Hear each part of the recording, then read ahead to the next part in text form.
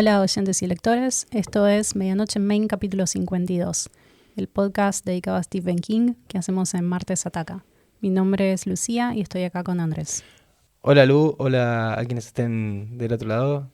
Nuevamente nos reencontramos en este podcast dedicado a King, en lo que se podría llamar un episodio especial, porque no está enmarcado en ningún volumen, sino que está lanzado a partir justamente de un lanzamiento audiovisual, una película. La misma, como ven en el título del episodio, es The Monkey, del año 2025, basada en un cuento que está en Skeleton Crew, libro del año 1985, que ya repasamos en el capítulo 21, hace casi exactamente 6 años. Así que es una buena excusa para ampliar un poco más qué nos deja esa historia, porque bueno, cuando hablamos de compilados de libros, le damos más importancia, más relevancia, o le dedicamos más tiempo a algunas historias por sobre otras. Y esta película en particular, a mí al menos, me hizo repensar un poquito más, desarmarlo un poquito más, de esta historia clásica del objeto de terror que desencadena ciertos eventos trágicos. Sí, estoy igual. Si les interesa escuchar primero lo que habíamos grabado, es capítulo 21, minuto 20, segundo 52. Y la reseña de Monkey dura, creo que menos de 2 minutos. Sí. Bueno, pueden ir y escucharlo. Y si en este tiempo todavía no leyeron el cuento, es la primera recomendación que les hacemos. Vamos a hablar primero sobre el cuento y después sobre la película. Sí, vamos a avisar cuando sea el momento de spoilear la película. Sí, sobre todo porque es un estreno en salas de cine. ¿Volvemos a contar la trama o hacemos una versión compacta, muy compacta? Muy compacta.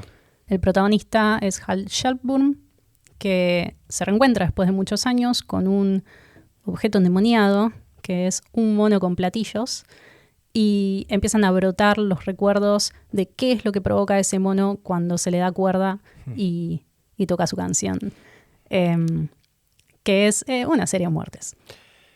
Sí, es como un enviado del diablo para hacer lo que quiere básicamente. Y bueno, ¿qué hace esta vuelta con el mono que volvió a su vida? Sí, la historia está partida en 2 tiempos, que es el pasado, que es cuando el protagonista era niño, y ahora de adulto, donde él es padre y tiene que enfrentarse de alguna manera a este mono con su propio hijo. Y trata mucho de esto, de las relaciones intrafamiliares, relación padre-hijo, madre-hijo, un poco los tíos dando vueltas, peleas entre hermanos. Y un poco de manera solemne King hablando sobre la muerte que nos rodea constantemente y que a veces no tiene tanto sentido, que simplemente pasa. ¿Vos decís que es solemne? Para mí es una metaforización bastante caricaturesca a través de la imagen del mono. En la relectura lo sentí bastante más solemne, sí. Y porque la contrastaste con el guión de Perkins. Sí, puede ser. Pero te lo tomás en serio. Entiendo, sí, es dramático. Sí, es bastante dramático. No es tan normalizado que alguien se te muera, por más que el deceso sea medio inesperado y medio loco. Que hay unas. Pero en el guión de Perkins tampoco. Para mí es un tema de tono. Sí. Más que de contenido. El poder del cuento radica en traer una y otra vez lo no superado. Hal tiene un trauma que empieza con el abandono del padre, independientemente de los motivos que, si no me acuerdo mal, nunca terminamos de saber. Y se materializa cuando intenta conectarse con su papá a través de los recuerdos que quedaron en el armario de su casa. El miedo a la pérdida y, si excavas un poquito más, el miedo a estar solo, vuelve y vuelve eternamente. Es la amenaza constante en la vida de este niño, como una pesadilla que se repite. Hay como un intercambio no dicho entre el mono y el niño, que es algo así como, ¿quién se va a morir ahora? ¿Tu mamá, tu hermano o vos? Sí, porque habla de una cierta aleatoriedad. Me prendés, pero no sabes para qué lado va a salir disparada la bala. Sí, y entre líneas es, ya perdiste a tu papá, ¿a quién vas a perder esta vez? Y así se van sumando nombres a esa lista de quién le va a tocar, hasta volverse una obsesión desquiciante. Retomando algo que dije en la primera grabación, pero no profundicé, Hal está atravesando un mal momento familiar. Hay algo en la posibilidad de una familia desintegrada, que la esposa lo deje, que el hijo mayor se aleje de él, etcétera, que le da de comer al objeto que amenaza. Y esto explicaría por qué King introduce personajes y todo un contexto que después no usa para desarrollar la acción. Entonces, en esa coyuntura, Hal tiene que volver a la casa donde creció y ahí se reencuentra materialmente con el viejo trauma que está arrastrando desde que era niño. Sí. Hasta acá pienso que está delineado el tema central del cuento. Sí, sí. No quiero adentrarme todavía en la película, pero lo que repetimos constantemente es que en las adaptaciones de King lo más importante termina siendo mantener el espíritu y los temas principales y no retorcerlos ni despojarlos de ellos. En cuanto a lo solemne que te decía, también la historia de la familia de Hal cuando él es grande, está toda la pérdida del trabajo, de pasar a otro con menor paga, creo que también son signos de la época en la que King escribe eso, no es que ahora no pase, pero que el honor del hombre quedaba un poco más manchado cuando eso, se quedaba sin trabajo y más alguien especializado. Sí, y alguien que no tuvo figura paterna, pero sí una madre que se hizo cargo de 2 hijos, como alguien que yo conozco. Sí. King trae sus vivencias y no las expone. También está eso de que Hal cuando es chico le pasa todo de muy chico y ni él ni el hermano recuerdan claramente al padre, y el padre son todos los objetos que están en ese, entendemos, placar donde está todo tirado y van ellos cada tanto jugando con eso. Entonces sí, la figura paterna termina siendo objetos y algunos recuerdos como construidos a la fuerza. Creer quién era el padre, qué le pasó, si realmente se fue, si en el camino murió o nada. La intriga constante y con esa no figura paternal, él tratar de criar a sus hijos. Así es. Y los primeros conflictos que a él le pasan como hombre adulto ya empiezan como a crear incertidumbre en su familia. También tenemos a la esposa de él que obviamente atraviesa todo esto y se menciona, bueno, el uso de drogas para poder dormir, etcétera. Mismo el hijo chiquito con las drogas. Hay un montón de temas que se van tocando. Sí, en muy pocas páginas. Sí. Construye a través de todo eso una sensación de incertidumbre, ¿no? De que lo dado no es permanente. Y ahí también radica el poder de estas preguntas que constantemente le hace el mono cuando le da cuerda. Y el mono reaparece en su vida casi en el peor momento, cuando está toda esta incertidumbre y encima a través de la muerte de esta tía que los cría a él y a su hermano, y eso los hace volver a ir a revisar una casa con un montón de objetos, que es lo mismo que le pasaba con su padre. Pero en este caso, bueno, rearmar su infancia a través de cosas. Pero la que más está ahí arriba es ese mono. Hay un fragmento sobre el momento en que fue a la casa de esta tía fallecida que dice: sin percatarse de ello, se había quedado en la antigua casa más de la cuenta. Los viejos, odiosos recuerdos parecían evolucionar en el ámbito de un tiempo propio y eterno. Hay una relación interesante en este cuento que tiene que ver con ese retorno material y lo que está reprimido mientras no estás en ese espacio, pero que sigue estando ahí, como espiándote atrás de un árbol. Sí. Y también se puede hacer una lectura sobre la influencia que tiene ese objeto sobre Hal. Porque a primera vista la explicación es, bueno, es maligno, tiene poderes. Lo empuja a darle cuerda. Pero como en otras historias de King, el punto es que la relación con lo maligno es adictiva y es autodestructiva. Y muchas veces responde a alguna debilidad. Pensemos en Louis Creed y el Wendigo. Claro. Si lo traes un poco más acá, es un tipo de relación o de comportamiento muy común que las personas adoptamos todos los días cuando no podemos lidiar con algo que es muy doloroso o que es un trauma o una frustración muy grande o lo que sea. Y King lo vuelve tangible en forma de mono de juguete. Sí, es medio una caricatura, pero representa eso, sí. En sí es un comportamiento muy mundano y muy de lo cotidiano. Y King siempre es muy hábil detectando eso y dándole otra forma. Antes de pasar a paralelizar el cuento con el guión, que es el área que más nos compete en realidad, la historia en sí, y qué cuenta cada una, más aún que la realización de la película, porque hay otros podcasts para eso. Repasemos rápidamente todos los personajes. Es Hal Shelburne, el padre, Terry es la esposa, tiene 2 hijos, Dennis y Petey. Sí. Un hermano, Bill, que tiene una esposa, Colette, y hay 2 tíos, Will y Aida. También va mencionando amiguitos de los chicos que murieron en manos del mono, mascotas que perecieron. La niñera. La niñera. Sí. Pero la acción y el clímax y la resolución del conflicto están en manos de Hal y su hijo menor, Petey.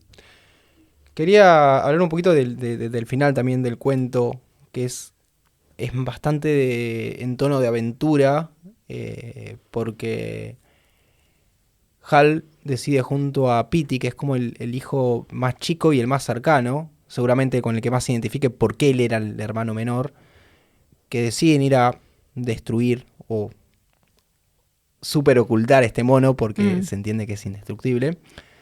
Sí, el mono es el tormento eterno. Sí, no hay forma de deshacerse del mono. Es con algo con lo que tenés que, en un punto, lidiar y estar de acuerdo con eso.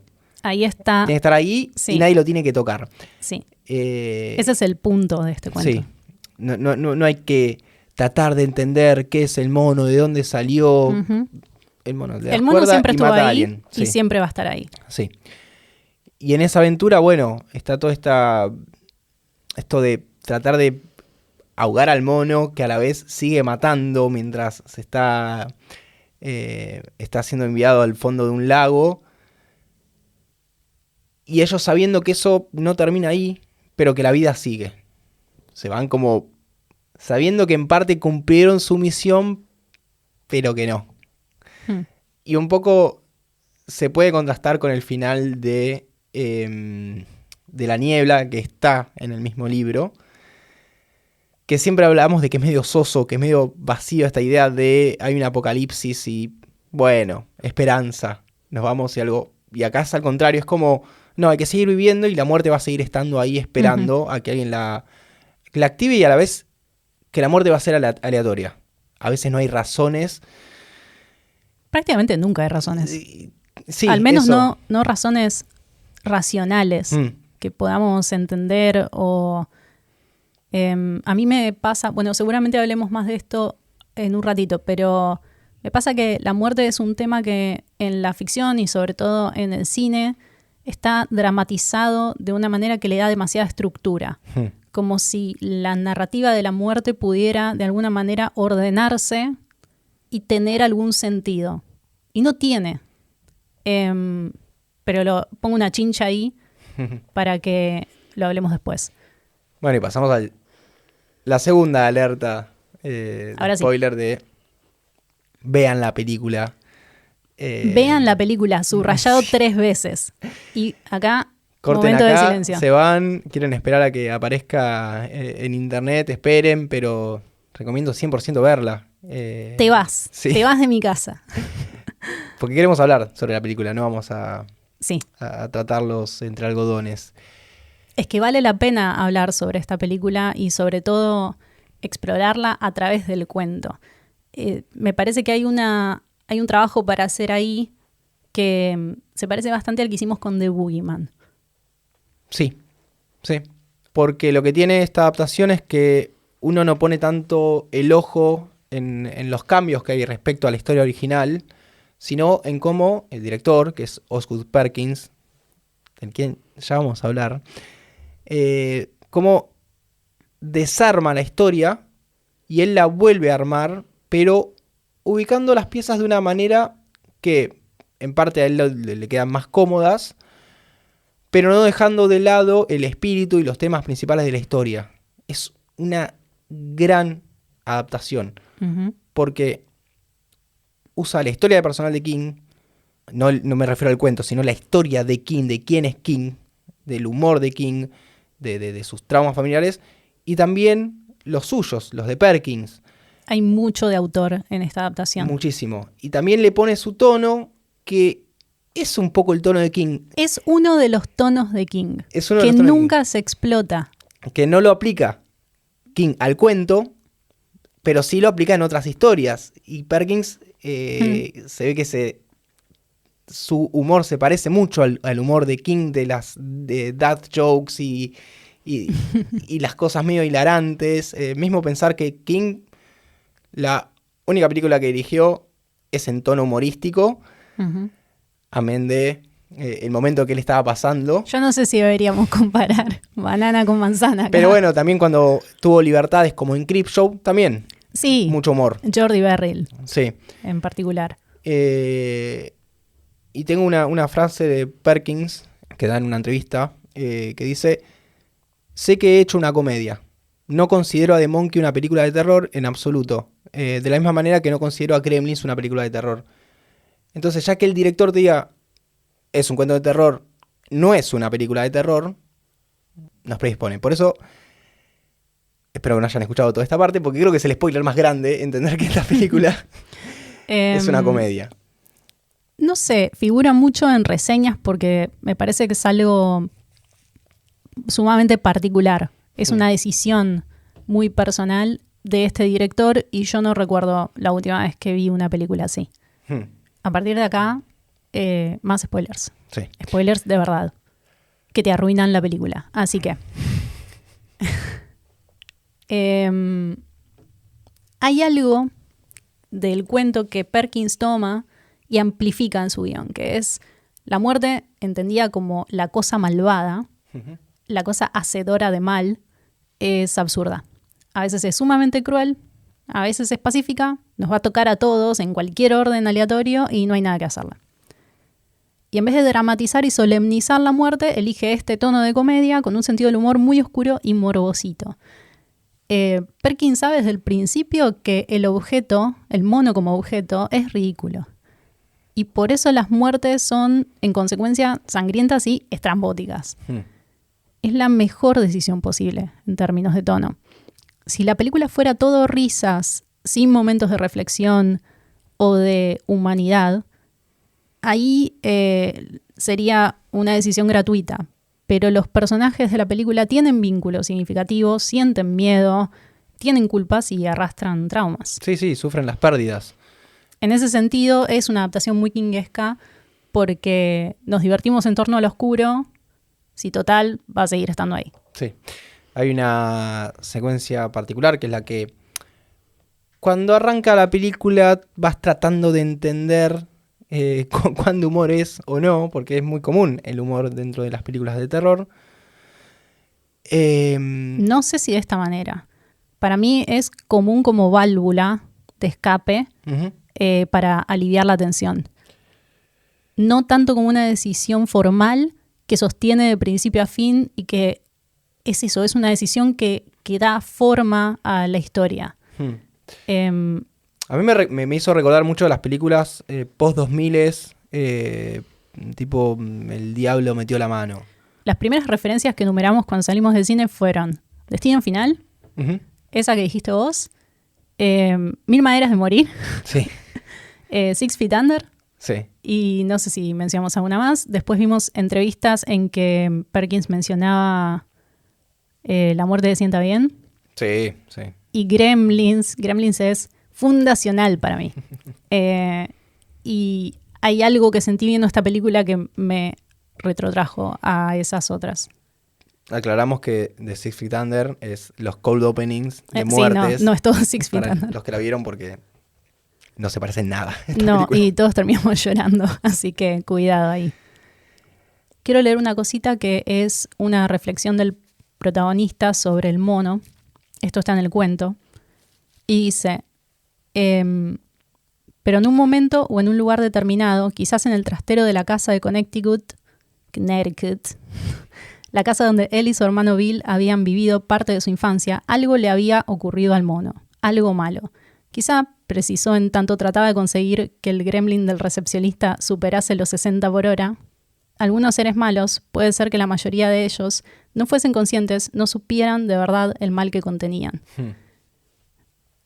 Eso mismo, la idea de contiene el mal porque el mal está muy presente en la adaptación y también en el cuento porque es una de las conclusiones que Hal saca cuando es adulto y está tratando de explicarle a Petey que Pingo es el mono de juguete.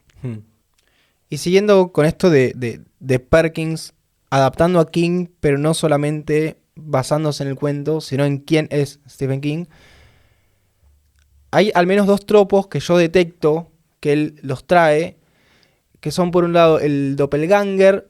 Tal vez no es exactamente doppelganger.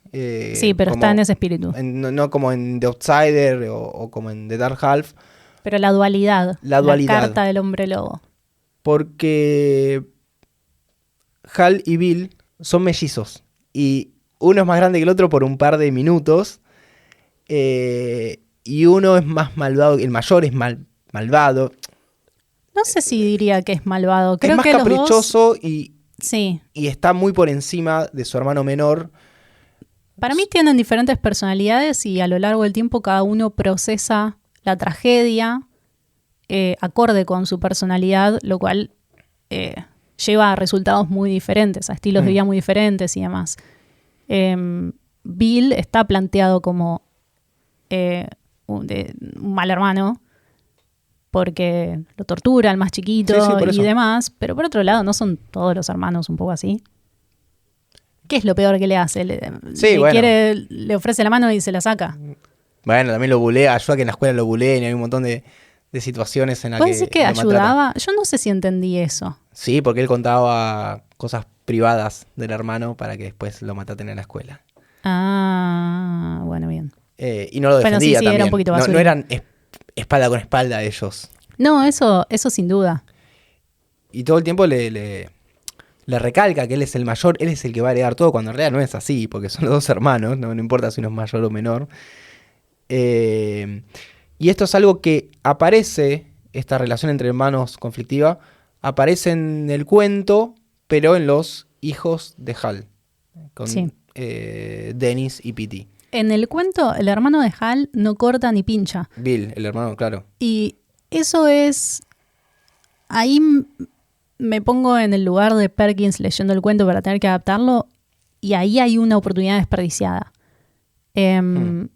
O sea, King elige otro camino, pero había ahí una posibilidad de contar todo esto otro, porque Hal sufre la pérdida del papá, pero el hermano también.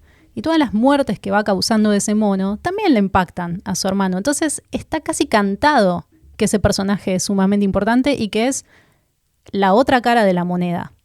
En la película queda mucho más claro que uno de los mellizos quiere reprimir y olvidar y que el otro quiere culpar y vengar. Sí. Y lo que hace es introducir el tema de la venganza.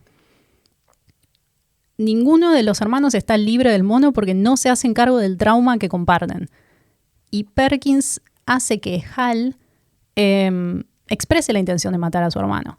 Sí. Le pida al mono, por favor, mátalo.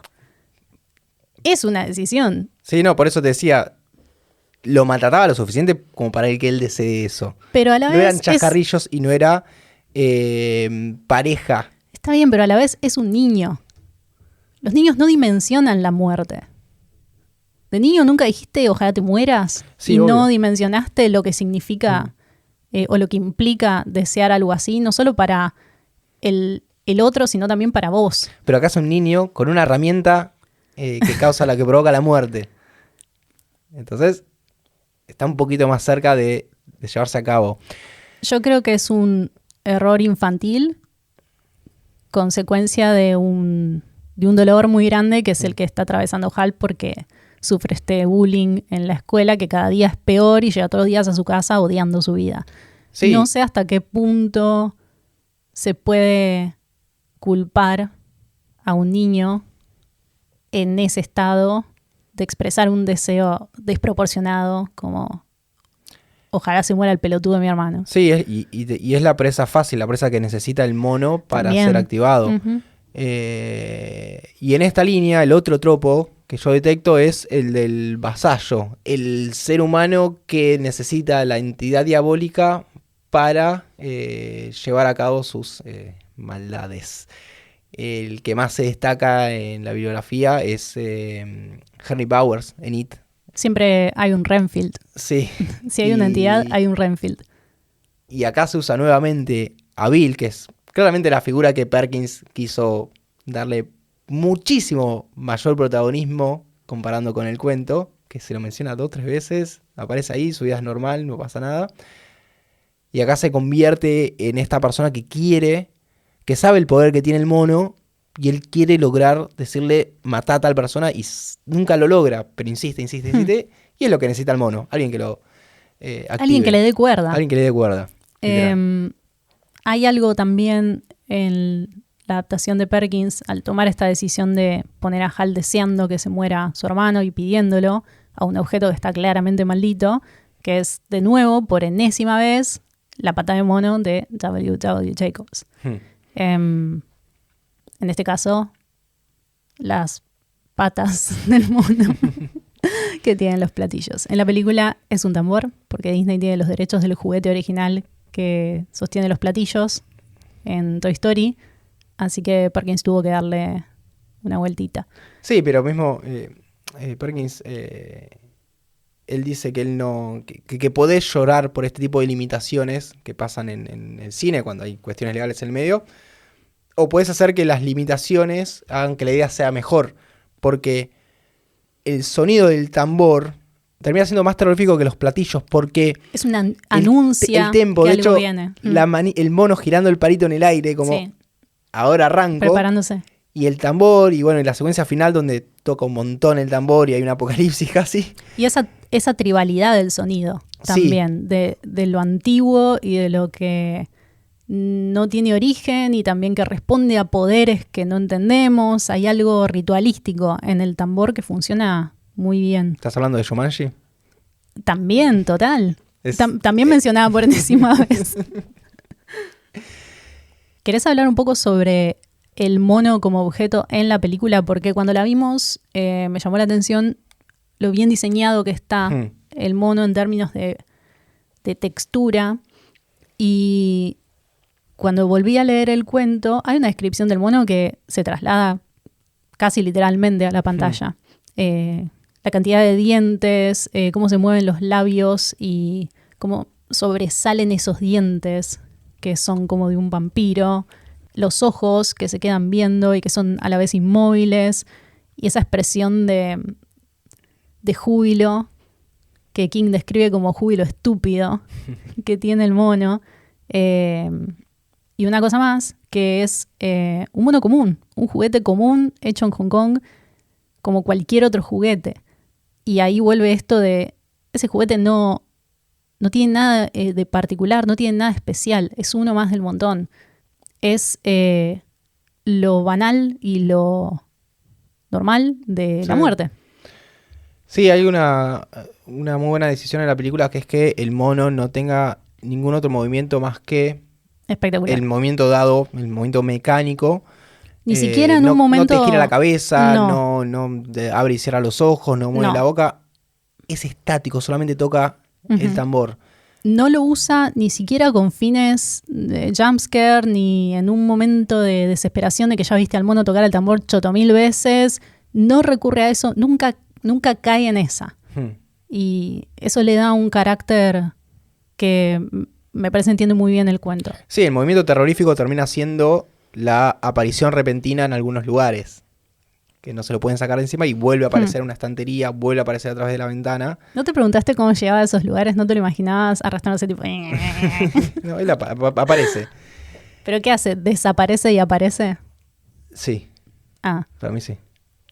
Pero a la vez es parte de la gracia del mono, que no, sí, claro, más vale. No tiene... no es Chucky, siempre está sentado. Claro, no tiene mitología el mono, en absoluto. No tiene origen, no sabemos cómo se mueve. Es inexplicable. Cómo elige las muertes, cómo se desencadenan. Termina siendo como un nexo con lo maligno, porque es como decir, bueno, ahora toco el tambor y no sabes quién mata o cómo mata a esas personas. Sí, es la definición de lo irracional. Y la película agarra estas características visuales del mono y le agrega algunos detallitos de textura, como los ojos inyectados en sangre, o la manera en que la luz se refleja en los ojos y los dientes. El tamaño también. Yo lo imaginaba más chiquito. El juguete creo que es más chiquito, sí, el original, porque está basado en un juguete. Pero a la vez es como esas muñecas de porcelana que te regalaban. No a mí, creo que a vos te han regalado muñecas de porcelana. Sí, que no son como una Barbie, son más grandes, pero tampoco son del tamaño real. Yo tenía una que tocaba el violín y era a cuerda. ¿Y qué medía? ¿Como medio metro medía? No. No era de porcelana, era un tipo de muñeca que se hacía mucho cuando yo era chica, que tenía como una cara de nylon y estaba rellena por dentro, como de nylon, como una pantimedia. Y tenía un violín. Y cuando tocaba el violín, que funcionaba por cuerda, movía la cabecita para un lado y para otro. El tema es que la cuerda siempre quedaba un poco en falso y de repente tocaba el violín. Era mi mono de la infancia. Mismo vemos la materialidad del mono. Primero cuando en la secuencia inicial vemos efectivamente al padre de Halle Bill, que está interpretado por Adam Scott. ¿Sabes qué? Fun fact. Adam Scott está en una adaptación de 20.000 pies sobre la tierra. ¿Se llama así? Sí. 20.000 pies en el aire. No importa, el cuento de Matheson, que se hizo en el reboot de Twilight Zone, y él es el personaje principal. Sí, y está escuchando un podcast. ¿Lo viste el capítulo? Sí, lo vi. Está bien. Vi varios no vi todos de ese revival, pero sí, ese sí. No hay con qué darle al capítulo original. No. Bueno, en esa secuencia que primero vemos esta máquina de matar accionando, porque viste que son como varias cosas que se dan, por eso recuerda mucho a Destino Final. Antes de matar a alguien pasan muchas cositas, es como una revolver machine. Y también vemos al padre tratando de destruir al mono y vemos cómo se derrite. Sí. En la película te dice inmediatamente el mono es un objeto. Sí. Y también cuando Hal de niño lo destruye, que encima tiene sangre el mono adentro. Eso no sabes si es sangre, tiene como una cosa un viscosa. Líquido. Sí, tiene algo que no debería tener, porque ni siquiera era aceite. Es medio como negro, sí, es un poco como aceite de avión. Nada, está bueno ver la corporalidad del mono. Pasa que Perkins filma muy bien los objetos malignos, ya lo hizo en otras películas, y en esta hay una infinidad de planos del mono en acción y siempre genera impacto de una manera distinta. Uno se pregunta, ¿de cuántas maneras puedes filmar esto? Bueno, la respuesta es infinita. Claro, siendo lo que venimos diciendo, siendo un mono que no se mueve, más allá del movimiento mecánico cuando toca el tambor. Y también tratándose de una serie de pasos que se repite siempre igual. En un punto podrías decir, bueno, basta, ya está, ya entendí. Y a mí particularmente no me pasó. Siempre había algo en el montaje, algo en la fotografía o en la puesta que te hacía verlo distinto que la vez anterior. Sí. En sí, el guión adaptado es más sardónico y más incisivo que el cuento, pero no por eso es una historia más cínica. Al final, el cuento y la película están contando lo mismo. Sí. Que es, no queda otra que aceptar la muerte y perdonarse uno mismo y perdonarse entre sí. La charla en el velorio con mamá Tatiana Maslany, que no vamos a citar, pero es un momento clave de la película, me parece que expone cuál es el tema central. Después de esa conversación en un cementerio, lo siguiente que hacen es bailar.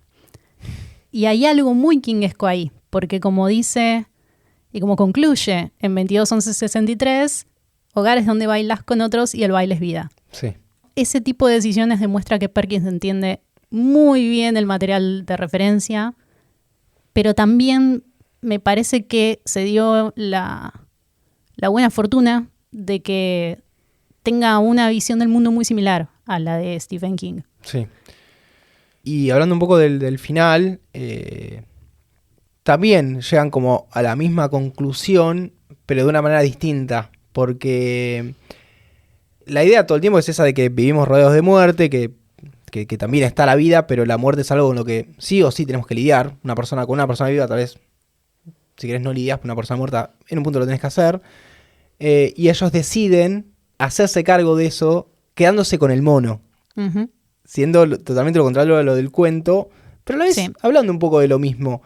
Porque ellos dicen, bueno, hay que cuidar este objeto y es nuestra responsabilidad de acá, al final de nuestras vidas, porque cuando ellos se mueran, el mono va a seguir, es eterno. Y nada, tienen que ellos mantenerlo a raya y preservarse del impacto que el mono puede llegar a tener sobre ellos durante el resto de la vida. Me parece un final que está que es impecable, porque tiene también que ver con el tono de la película, con esto de no reprimas, hacete cargo de tus rayas. Sí, es eso, y el final que es apocalíptico, porque vemos gente muriendo por todos lados, y ellos en el auto. Es como el final gracioso de La Niebla, el cuento. Ah, sí, dijiste el final gracioso de La Niebla y la verdad que yo no recuerdo ninguno. No.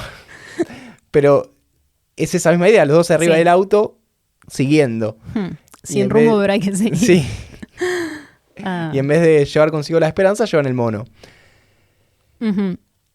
¿Qué pensás vos del final? O de a dónde nos lleva esta adaptación? Para mí la conclusión es la misma, ilustrada de dos maneras diferentes. Y hay algo también en ambas historias que tiene que ver con el vínculo que se va profundizando entre padre e hijo, exponiendo todas estas verdades familiares. Porque la película en particular, y esto es claramente Osgood Perkins, el nene no sabe nada sobre la historia familiar de su papá, y cuando hacen este viaje a la casa de la tía y demás, le hace un montón de preguntas. Quiere saber y quiere reconstruir. Le está pasando bastante lo mismo que le pasa al personaje de Hal en la novela de King y que le pasa también en la película. Y hay algo ahí que me parece que al final llega a una conclusión, llega a un entendimiento de lo que es el trauma generacional y cómo manejarlo, sacarlo adelante con un esfuerzo compartido. Sí, algo muy importante de la película es que el personaje de Hal es una persona totalmente frustrada, que está por perder a su hijo, que lo va a adoptar legalmente el padrastro. Y el hijo no lo ve una vez por año, una cosa así que mencionan. Y a la vez medio que lo intenta, pero creo que es otra relectura de la falta de figura paternal. Como él no tuvo, su hijo tampoco tiene. Es muy lineal. Es una película muy personal. Muy personal, porque para los que no saben, la historia de Osgood Perkins es muy parecida a la del mono, porque él tiene muchas tragedias familiares y él desde joven lidia con la muerte en su familia y con los secretos. Es el hijo de Anthony Perkins, que es el actor de Psicosis. Es Norman Bates. Norman Bates, que tiene una historia horrible, que es que él fue gay toda su vida, lo, entre comillas, rehabilitaron, se termina casando con una mujer, tiene 2 hijos, uno de ellos es Osgood. Y cuando fallece, debido a que tenía HIV, el mundo medio que termina de enterarse que su padre era homosexual. Y su familia trata de taparlo para que ellos, los hijos, no se enteren, pero a la vez algo sabían. Y los hijos ya eran adultos. Sí, ya tenían más de 20 años. Sí, porque Perkins se muere en los 90, ¿no? ¿Principios de los 90? 92, creo. Y esta noción de los niños, tanto en el cuento como en la película, rearmando a su padre a través de objetos dentro de un placard, es lo mismo que le pasa a él. Hay una cosa que menciona Perkins, que es que el padre tenía un gimnasio privado, y ahí es donde él se enteraba de muchas cosas, porque es donde estaba más tiempo con él. Y él trata de traer en la película, que es algo que hacen todas sus películas, como las tenía haciendo medio como autobiográficas, esto de sacar de ahí adentro a su padre. Total. Y aparte está la historia de la mamá. Sí, ahí es cuando entran las muertes absurdas, porque la madre, cuando él tenía menos de 30 años, fallece en el 9/11. Está en el primer avión que impacta con las Torres Gemelas. Completamente descontextualizado. Cuando le dicen esto, su reacción ante esa pérdida es, ¿esto podía pasar? Así que también termina siendo ese el disparador para que Osgood Perkins deje la actuación y empiece a guionar. Si le querés buscar el lado bueno a una tragedia. Pero bueno. Sí, es interesante que vincules al papá con The Monkey a través del closet, porque yo venía pensando que para mí Longlegs es mucho más sobre su papá y The Monkey es más sobre su mamá. Creo que dicho por él es al revés. ¿En serio? Sí. Mirá. Porque Longlegs, sin spoilear, tiene esta atmósfera de lo no dicho en la familia y también de los secretos que se van tapando, pero hay algo también de los hijos que se redescubren a sí mismos. Hay mucho de eso en Longlegs. Y esta tiene mucho más sobre las muertes trambólicas, como podría ser la de chocar en un avión con una torre. Me parece que está puesto en volumen 11. Sí, mismo hay un accidente de avión en la película. Está mencionado el número 9 y el 11, pero termina siendo más easter eggs porque la historia que nos importa termina siendo la de Hal y Bill. Ese es el centro emocional de la película, y lo otro es más las decisiones de tono y formales que nos hacen reír, porque explota más cantidad de gente de la que es necesario. No, sí, las muertes son creo que imposibles en un punto. O el que se muere de esa forma no termina de esa manera. De hecho, igual, cuando el tío muere, que dicen terminó hecho una torta de cerezas, literalmente abren la bolsa y hay una torta desparramada ahí adentro, porque el tío Osgood Perkins. te trituran muchos caballos y te pisan muchos caballos. No sé si terminas así. Sí, el tío es Perkins. Sí. Se pone en ese papel. Bueno, igualmente me parece apropiado que la lectura sea fluida. Que ambas sean sobre su papá y su mamá en diferentes niveles. Hay un poco de ambos y de estas diferentes miradas sobre la pérdida y sobre la muerte, que se nota mucho cuando alguien entiende el tema sobre el que está escribiendo y sobre el que está creando una obra. Y Osgood Perkins para mí tiene mucho dominio de esto, porque le pasó en primera persona y porque lo procesó, y en vez de hacer un documental con material de archivo sobre su familia, está traduciendo todo eso en estas mitologías y en estas imágenes del terror. Sí. Así que me alegra mucho que le hayan dado esta película a este tipo. Bueno, una de las cosas que la película no está hecha por un gran estudio, por decisión de él, y también hubo todo un proceso de convencimiento a los productores, entre ellos estaba James Wan, diciéndoles que eso que era una comedia y que iba a salir bien. Él estaba seguro que la película iba a funcionar. Es que no hay películas así. Yo sentí que estaba viendo una película de principios de los 2000, pero filmada como se filmaba a principios de los 90. O sea, bien, es visualmente bella y muy controlada en todos los aspectos técnicos, pero sobre todo con una historia que tiene mucho corazón, que está muy invertida en contarte algo, que no existe solamente porque sí, porque un algoritmo dijo que iba a agarpar a hacer una película de terror y sacarla en cierta fecha. Y eso me parece muy valioso de esta adaptación.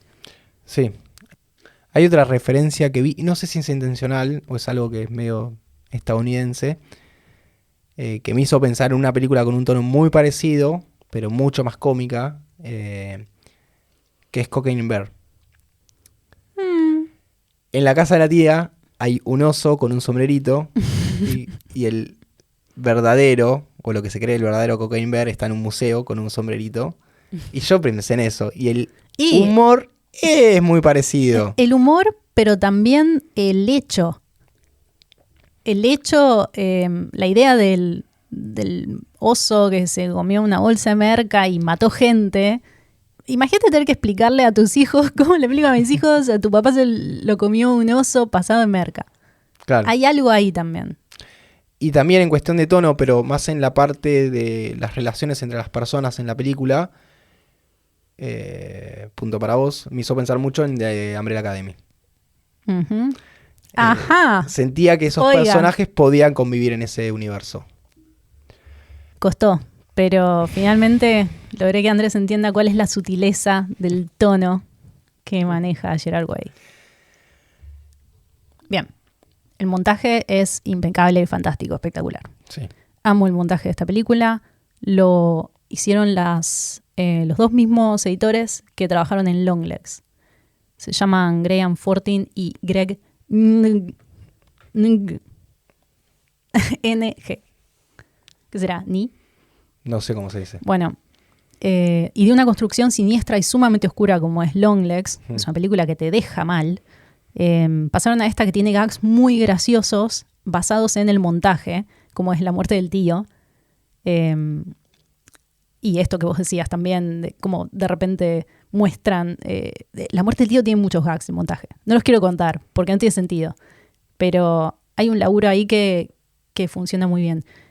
Y en general las actuaciones también están bien.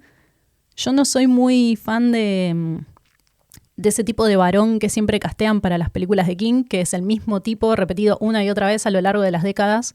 Creo que ya hablamos de esto. Sí. Que en este caso es Tío James, y es básicamente el mismo chabón de Pet Sematary o el mismo chabón de Storm of the Century, y siempre es el mismo chabón. Pero actuando mejor. Obviamente, cada vez actúan mejor. Ya el de Storm of the Century está mucho mejor que el de Firestarter. Pero siempre es la misma línea de hombre común. Sí, encima en esta que es un tipo despojado de todo respeto. Uh-huh. Es el peor. Y el niño es espectacular, no tiene sentido. Bueno, la película tiene muy pocos actores porque los mellizos, en ambos casos, de niño y de adulto, son la misma persona haciendo dos papeles. En la versión de adulto te das cuenta. Sí. Te das cuenta porque sabes quién es ese actor y que no tiene más de un mellizo. Pero los niños son muy distintos. Es tremendo. Yo pensé que eran dos. Yo pensé que eran dos porque no sé, creo que inclusive uno parecía más alto que el otro. Pero la postura es distinta. Ni siquiera los veía parecidos físicamente y eran el mismo nene. Sí. No sé qué hace con la cara ese niño, pero es espectacular. Sí. Impecable. Muy creíble. Y su mamá es Tatiana Maslany. Yo la amo. Vean Orphan Black, donde hace muchos papeles de este tipo. Sí. En que tiene que interpretar diferentes personajes y ella también es una genia. Y ella también pensaba que eran dos niños en un momento. Sí. Nunca estaban juntos, pero entraba uno por una puerta y salía por otra y así se los iban pasando. ¿Te reíste viendo esta película? Sí. Yo me reí. Había una persona delante mío que en un momento entró a reírse y sentí que no estaba pudiendo parar. Y me gustó. Hubiera esperado que se ría más gente, pero no había nadie en la sala. No, había muy poca gente. Lo que pasa es que Andrés y yo vivimos en un país olvidado por Dios. Pero bueno, tal vez porque era 10 semanas y eso. Es una película chica y es una película particular realmente espero que le vaya muy bien y le tiren un montón de plata en la cara a Wood Perkins porque quiero seguir viendo sus películas.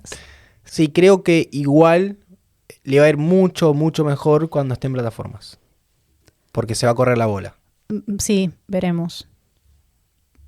Pero una de mis primeras sensaciones fue cuando salimos del cine, esta no es una película de plataformas. No, es una película de cine. Existe fuera de su tiempo esta película.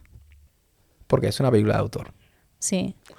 O sea, esto a título personal, pero por un lado yo crecí viendo estas películas. Son el tipo de película formativa para mí. En mi casa siempre hubo mucho terror. Y por otro lado, en términos de el punto de vista de Oswald Perkins, estoy bastante alineada con él. Tiene una mirada sobre la muerte y ha hecho un proceso sobre la muerte en el que me veo reflejada y que esta sea la manera en que elija contarlo, en vez de todas esas dramatizaciones y glamorizaciones hasta, te diría, de la muerte en el cine, me alivia, me da un consuelo espiritual. Sí. Basta de películas de gente con cáncer haciendo tipo las cosas que siempre habían querido hacer y con el pelo espléndido hasta el último día y se enamoran y no sé. Ese tipo de películas son dañinas para la sociedad.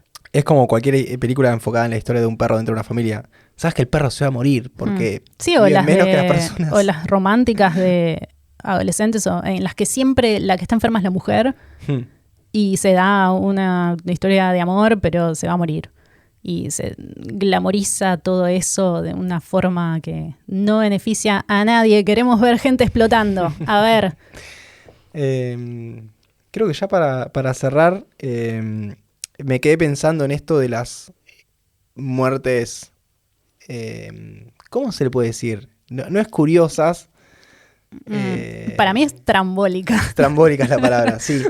Hay una que pasó en Buenos Aires, que por un tiempo fue medio un mito, pero después está chequeado que realmente fue así, porque esto fue en octubre del 88, éramos muy bebés, que es el accidente del perro, de un caniche que cae de un edificio, cae 13 pisos sobre la cabeza de una mujer, la mata, pero otra señora que se distrajo viendo el accidente, es atropellada por un colectivo, muere, y también un hombre viendo toda esa secuencia de muerte fallece por un ataque al corazón. El mono. Es el mono. Hay que mandarle el link a Oswald Perkins. Para mí leyó esa noticia. Es como el mito de que Jung-Won vio Los Dueños en el Festival de Mar del Plata. Pero nada, es eso de que la muerte, por más que sabemos que está presente, a veces se nos caga de risa. Estoy muy contenta con esta adaptación. Sí, esperemos que hayan visto la película y no escuchado todo esto. Yo pienso que hicimos suficientes disclaimers. Sí. En un punto, ustedes son grandes. Si nos dieron cuerda, es culpa suya. Bueno, anuncios parroquiales. ¿Qué es la Torre Oscura? No lo grabamos más. Nunca más hubo la Torre Oscura, chicos. Hay que grabar el cuarto. Hay que grabar uno que debemos y no les voy a decir que nos dejen cafecitos porque estaría choreando. Pero si algún día sienten el llamado, se sienten dadivosos, está ahí cafecito.app/medianochemain y está abierta la meta para el siguiente libro después del que todavía no grabamos. Así es. Y también debemos el final del volumen 4. Ese está al caer, pero ejerciten su paciencia. Sí, cuestiones de calendario. Por eso fuimos al cine, les trajimos esta película y espero que disfruten de este capítulo. Eso fue todo. Si quieren comentarnos, nos pueden escribir en Twitter. Un abrazo enorme al que escribió y dijo aguante de Tommy Knockers. Sí, esa persona que escribió no en Twitter, sino en Spotify, donde no solo se pueden suscribir para ahí está mi gente. para recibir las alertas, sino también pueden dejar comentarios. También nos pueden escribir en Twitter con hashtag medianocheenmain, @martesataca, etcétera. Nada, vayan al cine nada más. Mi nombre es Andrés. Mi nombre es Lucía y les deseamos buenas medianoches. Chau, chau. Adiós.